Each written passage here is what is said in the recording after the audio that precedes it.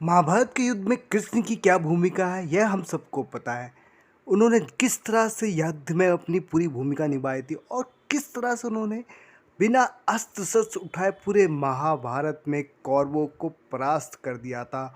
और ये श्री कृष्ण की भूमिका ही थी जो जो पांडव हर समय हार के कगार पे थे। सिर्फ श्री कृष्ण की वजह से पांडव जो थे आपके महाभारत के युद्ध में विजय हुए थे और उन्होंने हर पल उनका मार्गदर्शन किया था।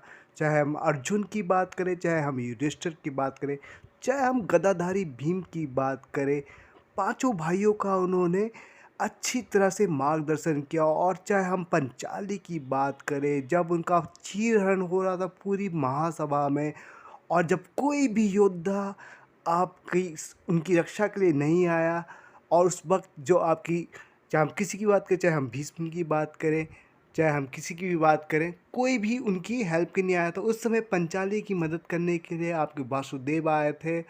और उसी समय से जो एक अगर बात कहा जाए तो महाभारत के युद्ध में एक जो मुख्य भूमिका है महाभारत की, वो पंचाली का जो चीरहरण हुआ था वो भी था।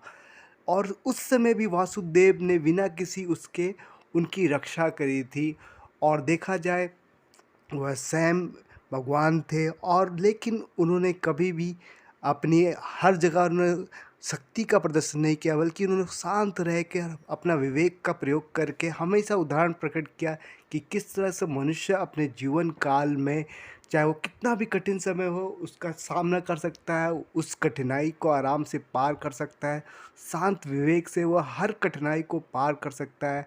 हमने उनके जीवन में कई उदाहरण मिलते हैं, चाहे कि जब वो गुरुकुल में मित्रता कैसे निभानी हो, सुदामा के साथ उन्होंने दिखाया था कि कैसे अमीरी और गरीबी का कोई फ़र्क नहीं होता। और गरीब मित्र की मदद भी उन्होंने, जो वचन उन्होंने दिया था कि मैं तुम अपनी मित्रता को निभाऊंगा, उसको उन्होंने निभाया। चाहे हम बात करें किसी भी चीज़ की, चाहे उनको हम देखें, चाहे हम युद्ध के मैदान में देखें, चाहे हम देखें एक राजनीतिज्ञ की भूमिका पे, श्री कृष्ण ने हर जगह इस भूमिका को अच्छी तरह से निभाया है। और अगर हम श्री कृष्ण के जीवन से अगर कुछ सीखना चाहें तो हमें कई चीज़ें सीखने को मिलती है।